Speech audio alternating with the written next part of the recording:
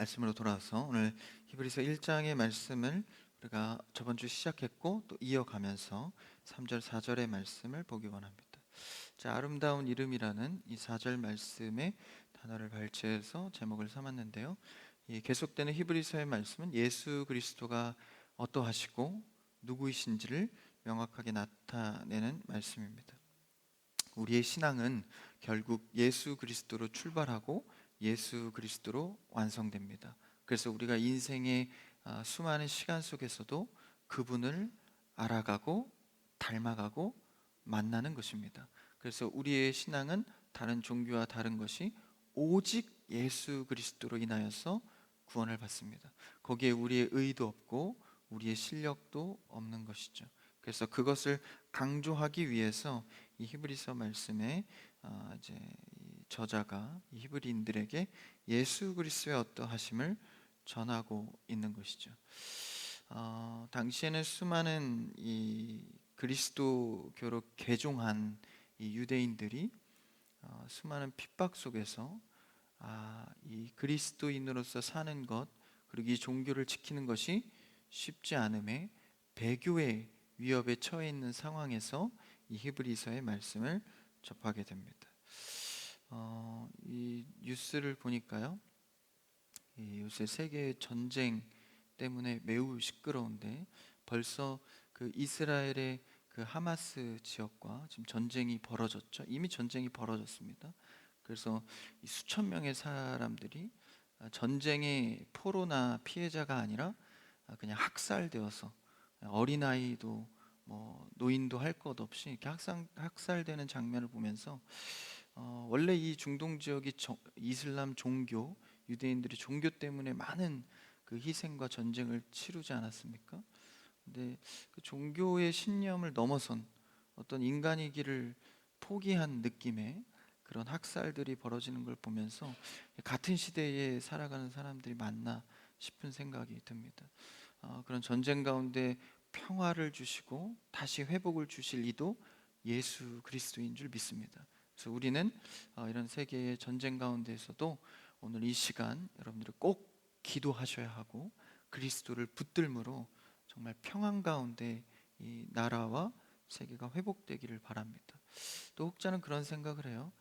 그 뭐 중동 지역의 전쟁이 나랑 무슨 상관이 있겠는가? 그렇지 않습니다. 그래서 우리의 민족과 나라와 세계는 다 하나님의 영역 가운데 있기 때문에 우리의 기도 제목이 됩니다. 그래서 개인 기도로부터 시작한 신앙이 잘하다 보면 이제 상대를 향해서 기도하게 되고 나라와 민족을 위해 기도하게 되고 세계의 뉴스를 위해 기도하게 됩니다. 그것이 신앙인의 기도인데 오늘 우리가 그러한 예수 그리스도를 붙들므로 기도의 확장이 일어나기를 축복합니다. 당시에 이 히브리인들은요, 이제 유대인들이죠. 지금 이스라엘 그 나라도 유대인들로 많이 이루어져 있는데 이 유대인들에게는 저번 주에 언급했듯이 세 가지의 부류가 나옵니다. 정통한 유대인들, 그러니까 구약 때부터 신앙을 정조 있게 지켜온 그 그룹들이 있고, 그리고 핍박 가운데 흩어진 유대인들이 있습니다. 디아스포라라고 하죠. 흩어져서 각자의 유대 종교를 지켜가는 사람이 있고, 또 그 흩어진 유대인들 중에 이 복음을 만나서 예수 그리스도로 인한 그리스도인으로 개종한 유대인들이 있었습니다. 오늘 이 히브리서의 말씀은 그 개종한 히브리인들에게 전하는 메시지입니다. 아무래도 급박하게 개종을 했다 보니까 이 정통한 유대인들의 이 탄압이 있었습니다. 핍박이 있었죠. 우리에겐 구약의 말씀이 있고 하나님의 율법이 있는데 어떻게 예수 그리스도 하나로 구원을 받을 수 있겠냐? 우리에겐 율법을 지켜야 할 도덕이 있고 우리에겐 하나님의 말씀이 있다. 이걸 지켜야 구원을 받는 것이지 어떻게 예수 그리스도로 구원을 받냐라는 정통한 유대인들의 핍박이 있었습니다. 또 정세로는 로마의 이 압제를 받고 있었기 때문에 로마가 이 그리스도인들을 핍박했죠. 그래서 자신들의 어떤 문화나 경제권을 그리스도인들에게 주지 않았습니다. 그러니까 신념적으로 또 물리적으로 압박을 받다 보니까 이 그리스도인이 처음에는 은혜 받고 성령 충만해서 너무 좋았는데 이 현실적인 벽 앞에 갈등을 겪게 됩니다.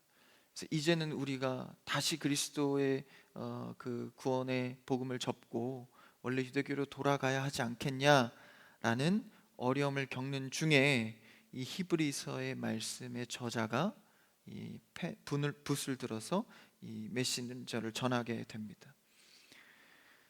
그래서 그렇기 때문에 이 예수 그리스도가 얼마나 구약의 그 정통한 자들의 논리와 넘어서서 더 큰 가치가 있는 것을 전하고 있는 것이죠. 그래서 이 히브리서 저자는요, 구약에도 능통했고 또 그것을 신약으로 가져와서 적용하는데도 능통한 자였습니다.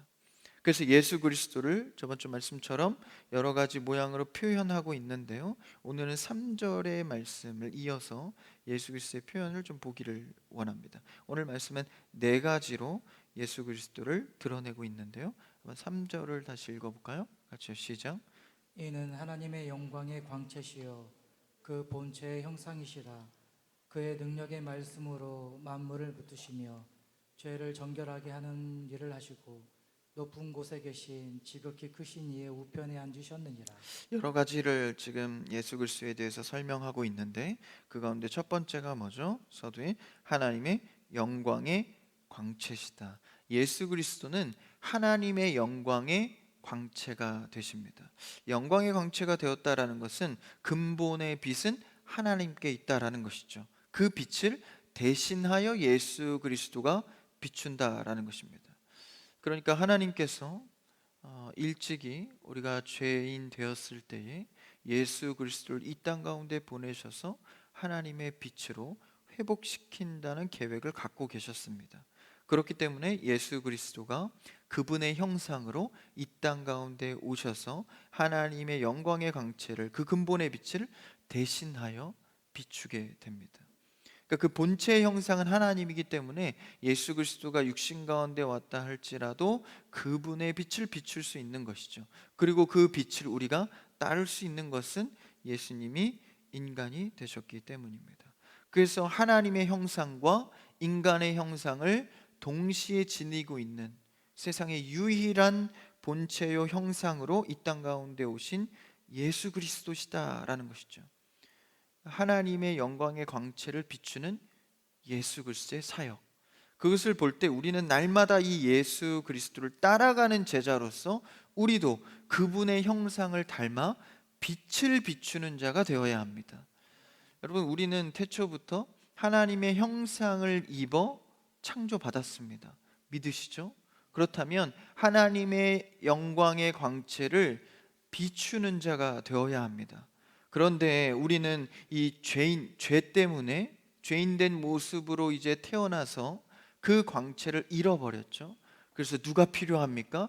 대신하여 비춰주는 예수 그리스도의 빛이 필요한 것이죠. 그분이 내 안에 들어오면 하나님께서 창조했던 그 형상을 다시 회복할 수 있는 것입니다. 여러분, 예수 그리스도의 광채가 내 안에 가득함으로 하나님의 광채를 비춰내는 신앙의 삶을 사는 여러분 되기를 축복합니다. 그래서 하나님의 형상이 그대로 우리 안에 나와줘야 하는 것이죠. 내 힘으로 안 되니까 예수 그리스도를 통하여서 우리의 인생이 그분의 형상으로 드러나줘야 합니다. 그래서요, 우리는 어느 단체에 있든지 하나님의 자녀로서의 정체성을 가져야 합니다. 이 직장의 분위기가 이러하니까 이렇게 따라가고, 이 그룹에서는 좀 이렇게 내가 변화를 하고, 교회 와서는 좀 거룩해야 될 것 같은 느낌, 이렇게 변화하면서 하는 것이 아니라 우리의 정체성은 늘 주의 빛을 품은 빛의 자녀입니다. 그래서 어둠 가운데서도 이 빛을 비출 수 있어야 하고, 모두가 그렇다고 하지만 그리스도의 자녀로서 아니라고 한다면 그곳에 가서 광채의 빛을 비출 수 있어야 하는 것이죠. 뭐가 필요하겠습니까? 담대함이 필요하죠. 우리는 주님께서 주시는 말씀의 빛의 힘으로 담력을 얻어 살아가시기를 바랍니다. 그래서 인생은 그분의 형상을 드러내는 것이죠. 예수 그리스도가 부활의 첫 열매로 그렇게 하셨기 때문입니다. 그래서 그분의 형상과 그 광채로 우리도 그렇게 살아가야 하는데, 두 번째는 예수 그리스도를 어떻게 표현하죠?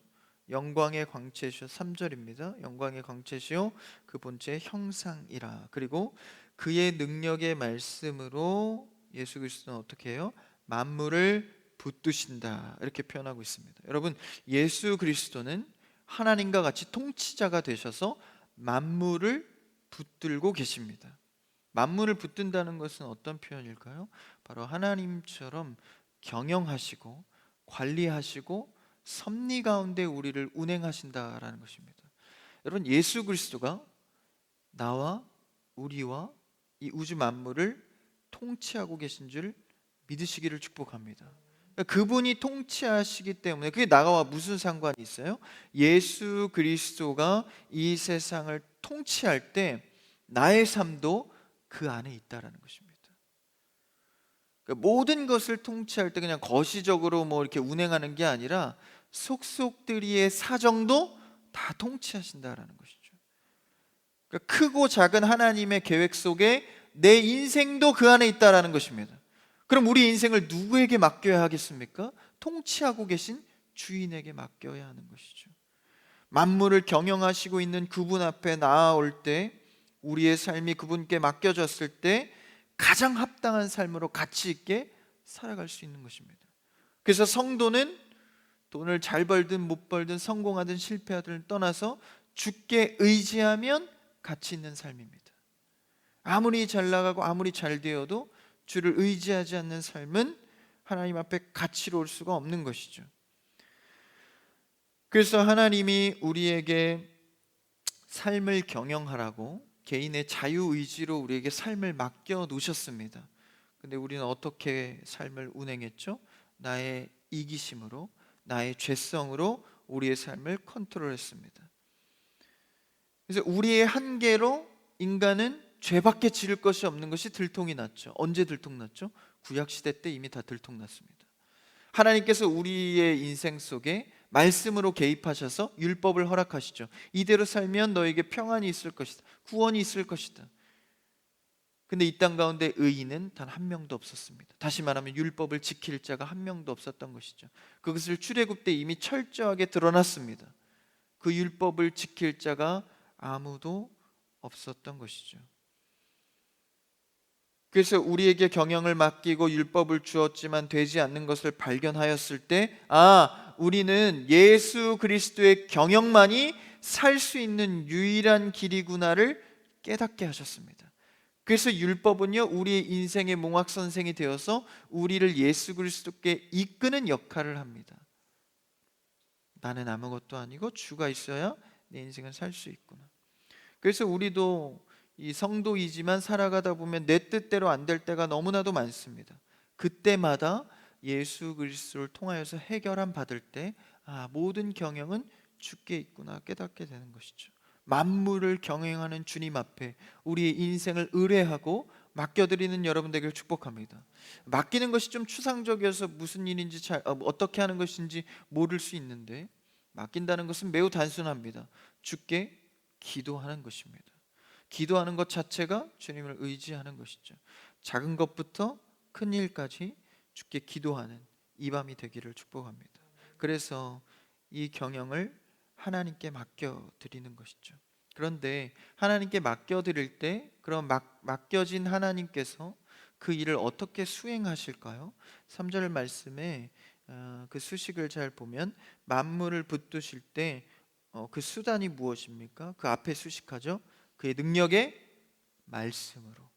하나님께서 이 세상을 경영하고 우리의 인생에 간섭하셔서 우리가 의뢰한 것을 처리하실 때 항상 하나님은 말씀을 수단으로 처리하신다라는 것입니다.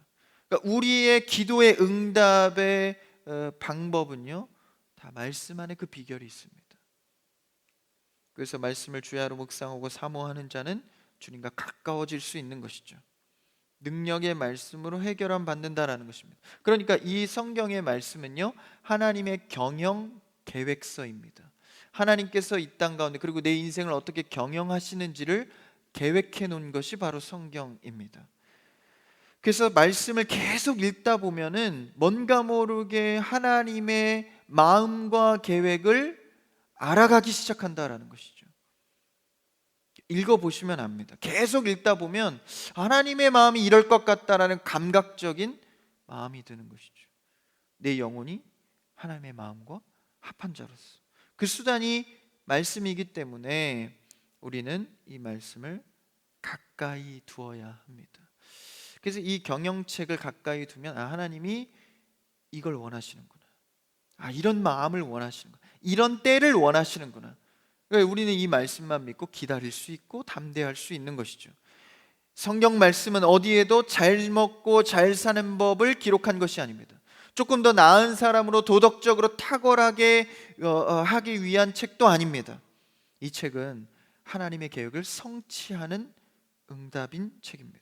그러니까 하나님의 계획을 성취하기 위해서 이 말씀 가운데 계속 녹여낸 말씀이 무엇입니까? 바로 이 계획의 완성자 예수 그리스도를 주로 설명하고 있는 것이죠. 이 계획에 누구도 있습니까? 나도 있는 겁니다. 이 교회도 있고 여러분의 가정도 있죠. 말씀의 계획 속에 우리의 인생이 있기 때문에 이 말씀을 묵상하고 주님께 의뢰하는 행위를 계속해야 합니다. 예배를 통해서 하셔야 하고 큐티를 통하여서 하셔야 하고 새벽에 일어나 주 앞에 무릎 꿇고 기도하는 행위를 통하여서 하나님 말씀에 내 인생이 있다는 것을 날마다 깨달아야 합니다. 이 행위를 할 때 세상은 늘 이 하나님의 계획에 반대로 가고 무너뜨리려 합니다. 계속해서 세상은 우리를 도전하고 사탄의 공중권세 잡은 그 사탄들이 우리의 삶과 신앙에 반대적으로 무너뜨리려 도전하고 있는 것이죠. 말씀과 반대로 갈 수 있도록 우리가 말씀 앞에 서야 하는 이유입니다. 계속 세상은 하나님의 계획에 반대로 가려 하는 것이죠. 그때 하나님의 계획을 바로 알고 선다면 우리의 판단과 우리의 결정은 다를 수 있습니다. 그래서 수많은 공격 속에서 예수 그리스도를 통한 이 말씀의 경영만이 우리를 붙들 수 있습니다. 말씀과 가까워지는 여러분 되기를 축복합니다. 그래서 어떠한 상황 가운데에서도 주님은 말씀으로 우리에게 일하시기 때문에 어떠한 상황 가운데에서도 말씀으로 승리할 수 있는 것이죠. 편협적인 것이 아니면 어느 상황 속에서도 말씀은 다 적용됩니다. 그래서 이 말씀의 은혜가 우리 안에 선명할수록 허튼 짓을 잘 안 합니다. 왜냐하면 주의 계획을 잘 아니까. 말씀으로 주의 마음을 잘 알아가기를 축복합니다. 그래서 우리를 도우시고 구원하시고 살리시는 주님, 그 주님이 구원하심을 알게 되는 것이죠. 주님은 이 명확하게 이 언약의 말씀으로만 일하십니다.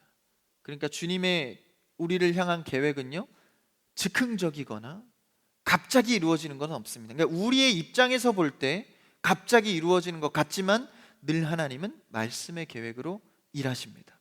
그러니까 그렇게 생각한다면 잘 생각을 해보십시오. 나는 갑작스럽게 당한 일 같지만 주의 입장에서는 언약의 말씀으로 계획된 거라는 거예요. 그럼 우리가 불안해할 필요가 없는 것이죠. 이미 주님의 계획은 그 끝도 계획해 놓으셨기 때문에 이 어려움 가운데 하나님께서 해결하시고 말씀의 뜻을 알게 하시고 하나님과 가까워지게 하려는 그 의도와 계획이 이미 있으신 겁니다. 그러니까 우리 입장에서는 좀 불안할 수 있어도 또 하나님 앞에 나아가야죠. 주님, 이 계획은 어찌 됨입니까? 나는 알 수 없으나 주의 계획을 믿으니 담대하게 하시고 인내하게 하시고 사랑하게 하셔서 이 순간을 감당하게 하여 주시옵소서.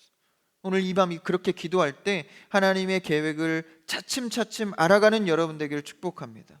그래서 우리는 잘 안 보이지만 하나님의 계획은 이미 있으시니 우리가 믿음으로 나아가는 것이죠.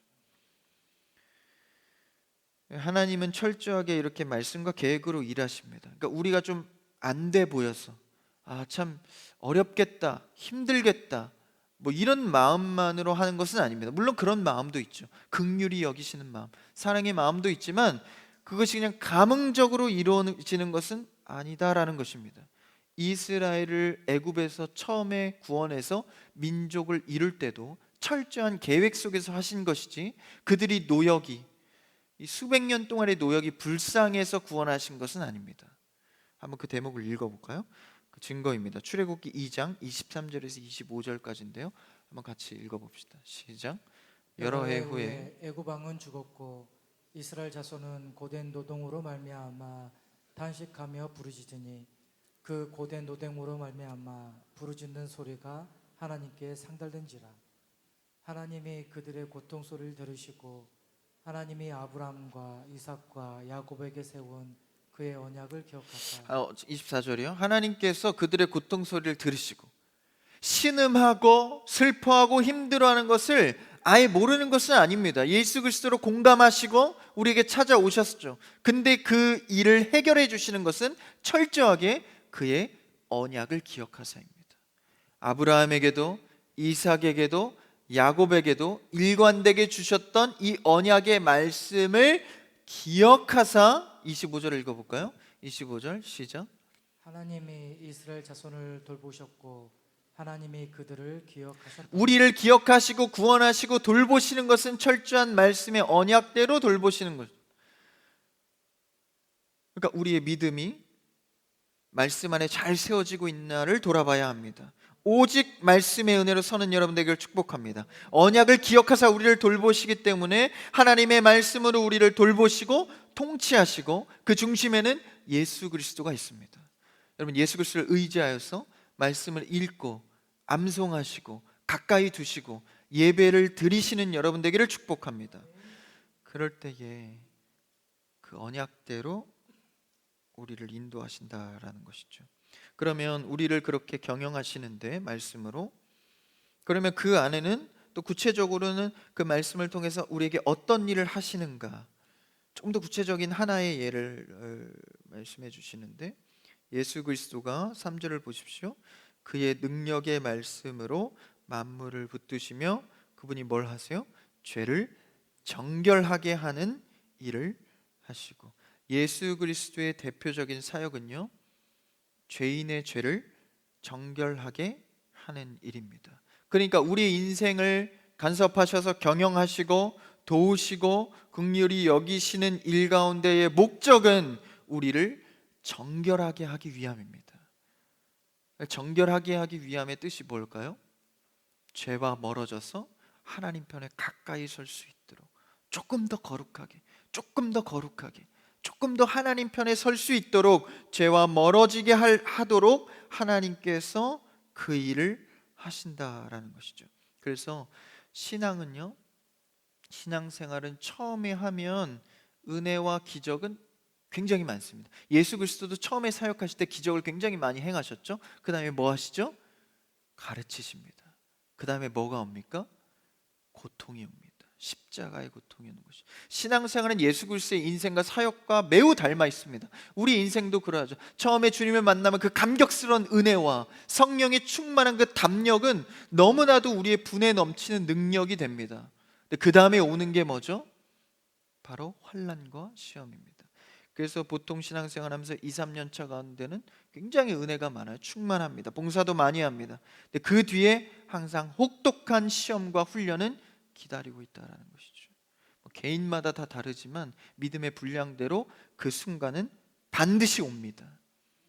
그러니까 요새 이제 기독교가 잘 사는 법, 축복받는 법, 이것만 너무 강조하다 보니까 성도의 십자가 지는 방법에 대해서는 가르쳐지지 않은 것이죠. 삶에 주님께서 주시는 십자가는 반드시 있습니다. 두려워하지 마십시오. 이미 우리를 위하여서 주님이 이기셨으니 주님 의지하면 다 해결받을 수 있습니다. 그 안에서 뭐 하기 위함입니까? 그 혹독한 훈련과 시험을 왜 주시는 거예요? 주님의 주된 일은 3절에 보니까 정결하게 하기 위해서입니다. 저는 겪지 않고 정결하게 해주세요. 그런 건 없습니다. 왜요? 우리는 생리적으로 죄인이기 때문에 그렇습니다. 나의 실체를 보면 볼수록 알 수 있죠. 내가 죄인이구나. 이 십자가의 은혜가 없으면 살아갈 수 없구나를 발견하게 됩니다. 그래서 이 혹독한 훈련, 광야를 왜 걸었어요? 자신의 위치를 알기 위함입니다. 내가 죄인이고 이 죄를 해결할 주인은 주님이시구나. 이거 하나 알게 하기 위해서 40년 광야길을 걷는 것이죠. 그때야 비로소 하나 보는 겁니다. 내가 철저한 죄인이구나. 율법을 하나도 지킬 수 없는 철저한 죄인이구나. 이거 하나 발견하고 그 다음 뭐 하는 겁니까? 주님 앞에 나와 엎드려 의지하게 되는 것이죠. 인간은 생각보다 더 철저한 죄인이기 때문에 겪지 않고 체험하지 않으면 내가 얼마나 큰 죄인인지를 알지 못합니다. 그래서 주 앞에 이런 죄인임을 알게 되고 우리는 은혜를 구하게 되는 것이죠. 잘 한번 생각해 보십시오. 여러분이 눈물 흘려 간절하게 기도했던 순간이 언제입니까? 가장 가난했을 때, 마음이 가장 어려웠을 때 절실한 기도도 나오게 되죠. 죄인이기 때문에 어쩔 수 없는 방식입니다. 그래서 하나님은 그 십자가의 훈련 속에 우리를 은혜와 정결함의 길로 걷게 하십니다. 그래서요, 사람이 뭔가에 계속 이 기독교의 이 탁월함이 아니어도 세상에서 어떤 분야의 최정상 혹은 깊은 연구를 하다 보면 사람이 참 부족하구나, 한 인간은 한계가 많구나를 깨닫게 되는 경우가 많습니다. 굳이 공부 같은 영역이 아니어도요, 몸을 쓰는 일이나 어떤 육체의 노동이나 여러 가지 일에서 탁월한 어떤 정점에 가다 보면 인간이 참 나약하구나를 깨닫게 되죠. 그래서 뭔가 대단한 업적이나 큰 일을 연구한 사람들일수록 겸손합니다. 사람이 별거 아니구나를 깨닫게 되는 것이죠. 마찬가지입니다. 신앙도 하나님 앞에 이 십자가의 혹독한 훈련을 받다 보면 내가 어느 정도의 죄인인지를 알게 되는 것이죠. 그때서야 비로소 나의 추악한 한계 속에서 예수 그리스도의 절대성을 발견하게 되는 것입니다. 그래서 사도 바울이 그 많은 학식과 지식과 신념과 신앙을 가졌지만 내가 가진 것은 모두 다 배설물로 여기는 이유가 하나님 앞에 자신을 발견하고 내 자랑이 아니라 주님 자랑만이 살 길인 것을 알게 되었기 때문입니다. 성도는 십자가 앞에 죄인으로 서야 합니다. 그래서 우리는 오직 은혜만을 구하며 그 일을 하시는 거죠. 십자가에 계속 예수 그리스도를 밀어 넣는 것입니다. 그래서 주님께서 그렇게 말씀하시잖아요. 너의 십자가를 지고 나를 따라라. 사실 그것은요, 예수님이 십자가로 밀어 넣는 것입니다. 그때 순종해서 나아오라라는 것이죠. 사실 신앙생활하면서 가장 힘든 문제가 무엇입니까? 나를 괴롭히는 그 사람, 나를 늘 힘들게 하는 저 사람? 아닙니다. 나 자신이죠. 내 자신이 하나님 앞에 어떻게 서야 할 것인지. 실력이 출중해도 성품이 안 돼서 무너지는 사람들이 많지 않습니까? 자신의 문제를 먼저 잘 봐야 하는 것이죠. 여러분, 예수 그리스도의 십자가 앞에 자신을 발견하기를 축복합니다. 그래서 날마다 발견해야 하는 것이죠. 나 죄인인 거 이제 알았어, 이제 살아가야지. 그게 아니라 날마다 내가 어떤 죄인인지를 발견해야 합니다. 그래야 날마다 주님을 의지할 수 있습니다. 이 땅의 자랑, 내 실력의 자랑, 그 속셈에 넘어가지 마시고 예수 그리스도를 믿는 자로서 주님만 의지하여 나아가기를 바랍니다. 나를 보고 주님을 발견하십시오. 예수 그리스도는 이 땅 가운데 오셔서 우리의 죄를 제거하는 사역, 그러니까 정결하게 하는 사역만 집중하였습니다. 그렇다면 우리가 그 예수 그리스도의 발자취를 따라서 나도 주님의 그 사역에 정결하게 하는 삶을 나아가야 합니다. 그래서요, 신앙생활하면서 누구 탓하지 마십시오. 가정 탓하지 마시고, 자녀 탓하지 마시고, 저성도 탓하지 마시고, 사역자 탓하지 마시고, 여러분 이것에 속지 마십시오. 그것 때문에 내 신앙이 영적으로 눌린다, 여러분 속지 마십시오. 여러분, 우리의 신앙은 나로부터 출발해야 합니다. 내 안에 이 죄성, 내 죄성 때문에 그런 것이지 다른 사람 때문입니까? 자세히 보십시오. 속지 마십시오. 내 안에 죄성 때문입니다. 그것을 발견하고 주 앞에 1대1의 홀로 서기로 주 앞에 나오십시오. 그랬을 때 하나님께서 나에게 주시는 마음을 잡으시고 정결한 삶으로 나아가시기를 축복합니다. 그것이 3절에 보니까 예수 그리스도의 목적이었다라는, 죄를 정결하게 하는 일을 하셨다.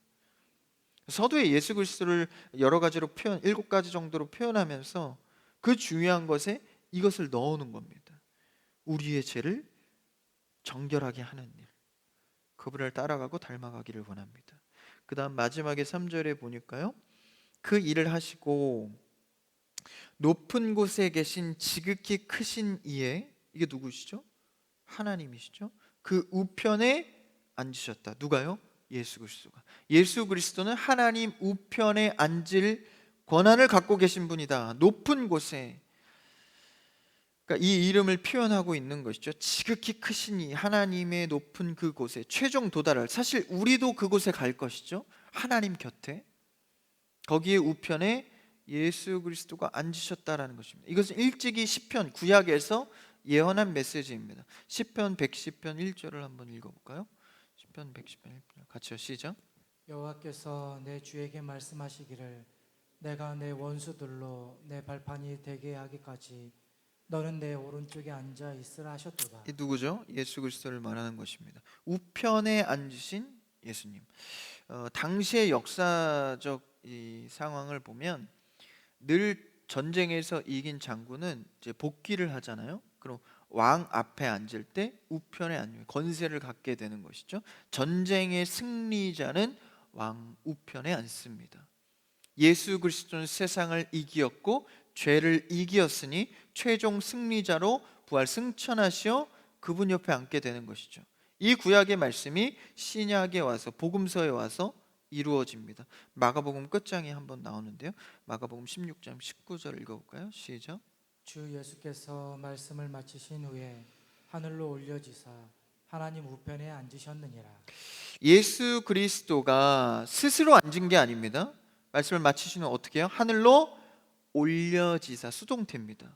올려지사, 하나님께서 올리시고 우편에 앉으셨다, 받으신 겁니다. 그러니까 인정된 거죠. 하나님께서 예수 그리스도의 죄의 승리를 인정하시고 결제하신 겁니다. 여러분, 우리도요, 이 그리스도의 인정하심처럼 그리스도로 말미암아 하나님 앞에 우리는 정결하게 되었다는 것을 인정받는 자입니다. 누구를 통해서요? 부활의 첫 열매 되신 예수 그리스도를 의지할 때. 그러니까 이 말씀이 뭐 하나님 우편에 앉아 계신 게 우리랑 무슨 상관이야? 그분이 앉으셨기 때문에 그리스도를 의지할 때 우리도 그분 앞에 설 수 있는 것이죠. 그러니까 이것보다 큰 은혜가 어디 있겠습니까? 세상의 작고 큰 문제 때문에 전전긍긍하지 마시고 우리를 위해 죽으시고 우편에 앉으셔서 인정받으신 그분을 의지할 때 우리도 이미 승리자로서 이 삶을, 이 세상의 삶을 살아갈 수 있는 힘을 얻는 것이죠. 여러분, 우리는 승리자입니다. 예수 그리스도가 그 우편에 앉아 계셨으니 우리는 승리자의 자리에 이미 확신을 갖고 살아가는 것이죠. 그래서 이것에 동참하는 것이 성도입니다. 올려지사 그분 옆에 앉는, 바로 우리가 그 자리에 앉는 것이죠. 그렇지만 이 땅 가운데 죄인의 몸을 입고 이 한 인생을 살아갈 때 억울함과 피 흘림과 인생의 피로함은 있습니다. 그러나 하나님의 주권으로 부활의 열매로 예수 그리스도를 승리자로 세우셨으니 우리도 그 앉게 될 자리를 기대하면서 이 땅 가운데의 삶을 기쁨으로 감당해 가는 것이죠. 여러분, 예수 그리스도의 이름과 이 능력이 소개된 것은 단순히 그분의 칭송을 넘어 그것이 우리의 능력이 되기 때문입니다. 그 말씀을 오늘 3절에서 전하면서 그분의 형상을 닮은 예수 그리스도, 그 빛을 대신 전하는 자, 바로 우리이죠. 만물을 붙드시는 분, 그 경영 속에 우리가 의지할 때 우리도 그의 통치에 들어갑니다. 그리고 정결하게 하시는 일, 그 정결을 통하여서 우리의 정결이 인정을 받죠. 높은 곳에 앉으시니 우리가 앉을 그 자리입니다. 예수 그리스도가 부활의 첫 열매로 승리자로 앉아 계십니다. 이 여러 가지 표현을 통해서 성도가 받을 면류관을 표현하고 있는 것이죠. 그래서 이 이름을, 이 멋진 예수 그리스도의 능력을 어떻게 4절에서 말하나요? 4절을 한번 읽어볼까요? 4절 시작. 그가 천사보다 훨씬 뛰어남은 그들보다 더욱 아름다운 이름을 기업으로 얻으심이니. 이 모든 표현을 하나로 정리합니다. 아름다운 이름이다. 여러분, 예수 그리스도의 아름다운 이름을 의지하는 여러분들에게 축복합니다. 그리고 우리도 그분을 의지하니 아름다운 성도로 서기를 바랍니다. 그 기업을 얻었다라는 거예요. 이 아름다운 이름이, 아름답다라는 게 어떤 의미일까?